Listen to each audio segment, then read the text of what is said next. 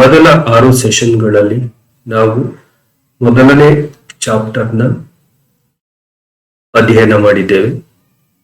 ಹಾಗೂ 7ನೇ ಸೆಷನ್ನಲ್ಲಿ ಜಸ್ಟ್ ಅದನ್ನು ನಾವು ರಿವೈಸ್ ಮಾಡಿದ್ವಿ. ಒಟ್ಟು 6 ಸೆಷನ್ಗಳನ್ನು ರಿವೈಸ್ ಮಾಡಿದ್ವಿ. We have revised all 6 sessions in the 7th session. ಇಂದು ನಾವು ನೋಡಬೇಕಾಗಿರುವಂಥದ್ದು, ವಿವರಿಸಬೇಕಾಗಿರುವಂಥದ್ದು ಸೆಷನ್ 8. 8ನೇ ಸೆಷನ್ ಅನ್ನು ನಾವು ವಿವರಿಸಬೇಕಾಗುತ್ತದೆ. ಈ ಸೆಷನ್ ಅಲ್ಲಿ ನಾವು ವಿವರಿಸುವಂತದ್ದು ಜಸ್ಟ್ ಕ್ವಶನ್ಸ್, ಮಾಡೆಲ್ ಕ್ವಶನ್ಸ್ ಅಂತ ಹೇಳಿ, ಮಾದರಿ ಪ್ರಶ್ನೆಗಳು. ಯಾವ ರೀತಿ ಪರೀಕ್ಷೆಯಲ್ಲಿ ಕ್ವಶನ್ಸ್ ಅನ್ನು ಕೇಳಬಹುದು, likely to be asked, the questions likely to be asked, it may ask, ಆ ರೀತಿ ಕ್ವಶನ್ಸ್ ಅನ್ನು ನಾವು ಈ ಸೆಷನ್ ಅಲ್ಲಿ ಡಿಸ್ಕಸ್ ಮಾಡುವ. ಕ್ವಶನ್ಸ್ ಯಾವ ರೀತಿ ಕೇಳಬಹುದಾಗಿ ಕೆಲವೊಂದು ಮಾಡೆಲ್ ಕ್ವಶನ್ಸ್ ಅನ್ನ ಮಾಡಿದ್ವಿ. ಆಕ್ಚುಲಿ ಈ ಯೂನಿವರ್ಸಿಟಿ ಎಕ್ಸಾಮ್ ಅಲ್ಲಿ, ವಿಶ್ವವಿದ್ಯಾನಿಲಯ ಪರೀಕ್ಷೆಯಲ್ಲಿ ಈ ತರಗತಿ ಏನು 6 ತರಗತಿಗಳನ್ನು ನಾವು ಮಾಡಿದ್ವಿ. ಅದರ ಮೇಲೆ ಕೇಳುವಂತಹ ಕ್ವಶನ್ಸ್ 4 ಮಾರ್ಕ್ಸ್, 8 ಮಾರ್ಕ್ಸ್ ಹಾಗೂ 16 ಮಾರ್ಕ್ಸ್ ಕ್ವಶನ್ಸ್ ಅನ್ನ ಕೇಳ್ತಾರೆ. ಸೊ ಔಟ್ ಆಫ್ 80 ಕೇಳುವಂತದ್ದು ಕ್ವಶನ್ ಪೇಪರ್ ಅಲ್ಲಿ.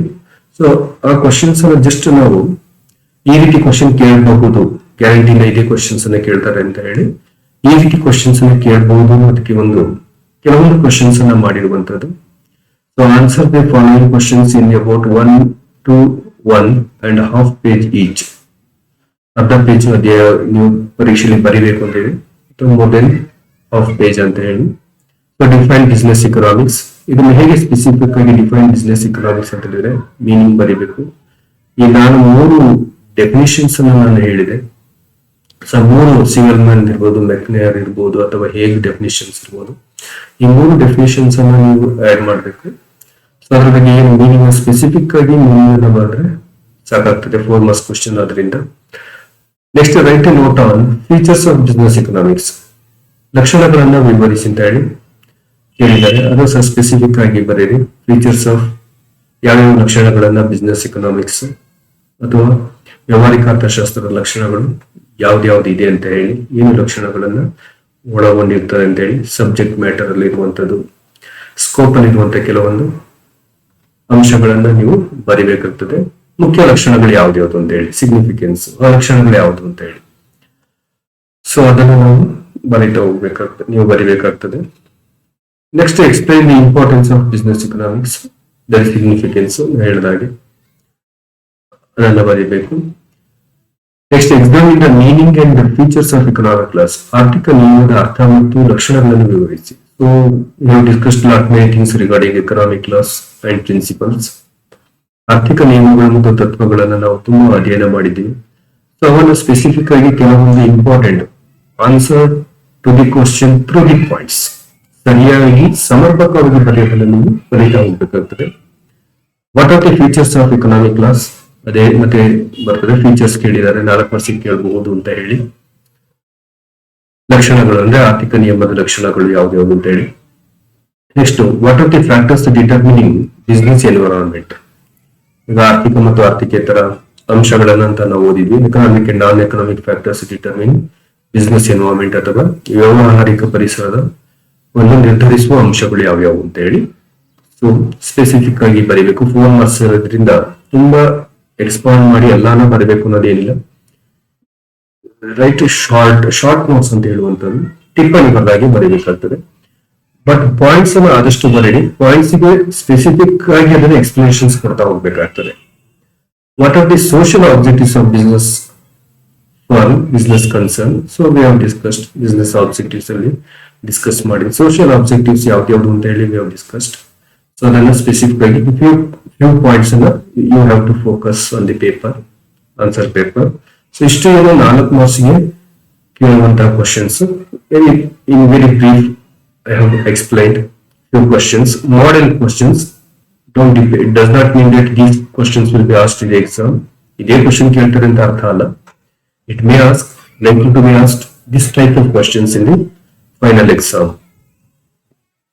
Next, to answer the following questions in about 3 pages each. 8 marks questions definitely will ask. 4 marks, 8 marks ಇದ್ದೇ ಇರ್ತದೆ. Explain the economic and social objectives of business firm. ನಾವು ಅಧ್ಯಯನ ಮಾಡಿದ್ವಿ. ಆರ್ಥಿಕ ಮತ್ತು ಸಾಮಾಜಿಕ ಉದ್ದೇಶಗಳು, ಒಂದು ವ್ಯಾವಹಾರಿಕ ಉದ್ಯಮದ ಆರ್ಥಿಕ ಮತ್ತು ಸಾಮಾಜಿಕ ಉದ್ದೇಶಗಳು ಯಾವ್ದ್ಯಾವ್ದಿದೆ ಅಂತ ಹೇಳಿ ನಾವು ಅಧ್ಯಯನ ಮಾಡಿದ್ವಿ. ಸೊ 8 ಮಾರ್ಕ್ಸ್ ಇಂದ ಸ್ವಲ್ಪ ಎಕ್ಸ್ಪಾಂಡ್ ಮಾಡಿ ಬರೀಬೇಕು, ಎಕ್ಸ್ಪ್ಲನೇಷನ್ಸ್ ಜಾಸ್ತಿ ಇರಬೇಕು. ಎಕ್ಸ್ಪ್ಲೇನ್ ದಿ ಬಿಸ್ನೆಸ್ ಆಬ್ಜೆಕ್ಟಿವ್ಸ್, ವ್ಯಾವಹಾರಿಕ ಉದ್ದೇಶಗಳನ್ನ ವಿವರಿಸಿ. So it will be social, it may be economic, non economic or human, national, many objectives ಆಗುತ್ತೆ. ಬಿ ಸ್ಪೆಸಿಫಿಕ್, ಎಲ್ಲವನ್ನ ಇನ್ಕ್ಲೂಡ್ ಮಾಡ್ತೀವಿ, ಸ್ಪೆಸಿಫಿಕ್ ಬದಲಿಗೆ ಎಲ್ಲ ಆಬ್ಜೆಕ್ಟಿವ್ಸ್ ಅಲ್ಲ. So explain the objectives, business objectives. Next question, explain the various objectives of business concern. Various objectives of business concern. So various objectives as we have discussed in the earlier classes. Just go through that sessions, you will get some answer. Briefly explain the subject matter of business economics. It has been discussed in the class, in the sessions. So you have to go to that. ಯಾವ್ದು subject matter ಏನಿದೆ, scope ಇರ್ಬೋದು, scope ಅಲ್ಲಿ ಬರುವಂತದ್ದು subject matter, ಅದರೊಳಗೆ ಬರುವಂತ demand analysis ಅಥವಾ forecasting ಇರ್ಬೋದು, forward planning ಇರ್ಬೋದು, ಅಥವಾ ಡಿಮಾಂಡ್ ಫೋರ್ಕಾಸ್ಟಿಂಗ್ ಇರ್ಬೋದು. ಸೊ ಇದ್ರ ಬಗ್ಗೆ ಆದಷ್ಟು ಫೋಕಸ್ ಮಾಡಿ ಬರೀರಿ. Discuss the nature of economic class. So as we have discussed in the previous class, ಆರ್ಥಿಕ ನಿಯಮದ ಸ್ವರೂಪಗಳು ಯಾವುದೇ ಅಂತೇಳಿ ಸ್ವಲ್ಪ ಎಕ್ಸ್ಪ್ಲೈನ್ ಮಾಡಿ ಬರೀಬೇಕು because of 8 marks. Discuss the relationship of business economics with the other subjects. So this is what actually business economics with other subjects. It may ask sometimes.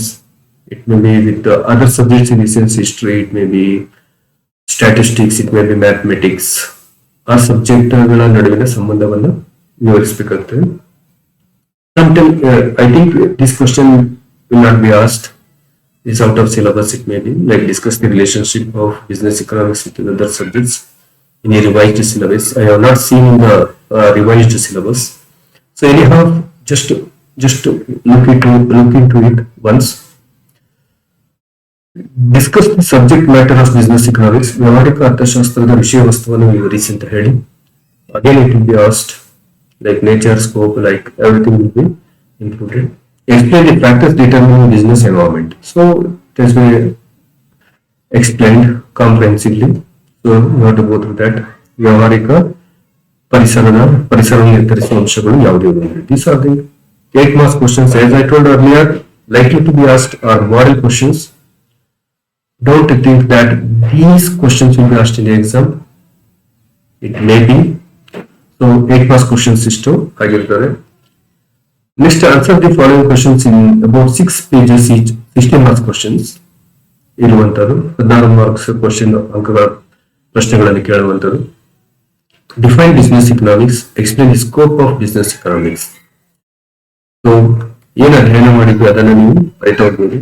Go through some books also, text books.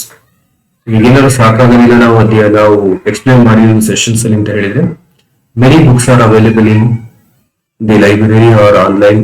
You can access, ನೋಡಬಹುದು. ಚೆನ್ನಾಗಿ explain ಮಾಡಬೇಕಾಗುತ್ತೆ because of 16 mark questions. And so ಅದರಿಂದ full ಏನು ಅಧ್ಯಯನ ಮಾಡಿದ್ರೆ ಅದನ್ನು ಆದಷ್ಟು ಚೆನ್ನಾಗಿ ಓದಿ ಎಲ್ಲವನ್ನು ಎಕ್ಸ್ಪ್ಲೇನ್ ಮಾಡಬೇಕಾಗ್ತದೆ. Discuss the scope of business economics. It may ask for 16 marks. Scope ಒಂದಲ್ಲಿ ನಾವು 16 ಮಾರ್ಕ್ಸ್ಗೆ ಅಥವಾ ವ್ಯಾವಹಾರಿಕ ಅರ್ಥಶಾಸ್ತ್ರದ ವ್ಯಾಪ್ತಿಯನ್ನು 16 ಮಾರ್ಕ್ಸ್ಗೆ ಕೇಳುವಂತ ಸಾಧ್ಯತೆಗಳು ಇರ್ತದೆ. Define business economics. Explain the nature and scope of business economics. Again, nature ಜೊತೆಗೆ ಅಂದ್ರೆ ವ್ಯಾಪ್ತಿ ಮತ್ತು ಸ್ವರೂಪ ಎರಡೂ ಕೇಳಬಹುದು. ವ್ಯಾಖ್ಯಾನ ಮಾಡಬೇಕು, ಮೊದಲು ಸ್ವರೂಪ ಬರೀಬೇಕು ಮತ್ತು ವ್ಯಾಪ್ತಿಯನ್ನು ಸಹ ವಿವರಣೆ ಮಾಡಬೇಕಾಗ್ತದೆ ನೀವು. So define business economics. Explain its scope. Again, scope ಅನ್ನ ಕೇಳಬಹುದು ಸಾಧ್ಯತೆಗಳಿದೆ. Like define business economics. Explain its scope ಅನ್ನ ಕೇಳಬಹುದು. What are the business objectives? ವ್ಯಾವಹಾರಿಕ ಉದ್ದೇಶಗಳು ಅಂತ ಹೇಳಿದ್ರೇನು? Explain the economic and non economic objectives of the business concern. ಆರ್ಥಿಕ ಮತ್ತು ಆರ್ಥಿಕೇತರ ಉದ್ದೇಶಗಳನ್ನು ಕೇಳುವಂತ ಸಾಧ್ಯತೆಗಳಿದೆ. ಇನ್ನೂ ಎರಡಿದೆ, ಅದ್ರ ಜೊತೆಗೆ ಸೋಷಿಯಲ್, ಇನ್ನು ಮೂರಿದೆ, social, human and national objectives ಇದೆ. ಸೊ ಏನೇ ಆಸ್ಕ್ ಲೈಕ್ ಓನ್ಲಿ ಮತ್ತೊಂದು ಕ್ವಶನ್ ಕೇಳುವುದು ಈ ರೀತಿ. Explain the human, social and national objectives of business concern ಅಂತ ಕೇಳುವಂತ ಸಾಧ್ಯತೆಗಳಿರ್ತದೆ. So you have to be ready. ಅದರಿಂದ ಯಾವ ರೀತಿ ಬೇಕಾದ್ರೆ ಕ್ವಶನ್ಸ್ ಕೇಳ್ಬೋದು, ಕೆಲವೊಂದು ಟ್ವಿಸ್ಟ್ ಮಾಡಿ ಕೇಳುವಂತ ಸಾಧ್ಯತೆಗಳಿರ್ತದೆ, ಡೈರೆಕ್ಟ್ ಕ್ವಶನ್ಸ್ ಅನ್ನ ಕೇಳೋದಿಲ್ಲ. ಇಷ್ಟು ಕ್ವಶನ್ಸ್ 16 ಮಾರ್ಕ್ಸ್ ಈ ರೀತಿ ಕೇಳಬಹುದು ಅಂತ ಫಸ್ಟ್ ಚಾಪ್ಟರ್ ಅಲ್ಲಿ it confined only to first chapter the business economics. So with that I complete the total question model questions discussions. Thank you.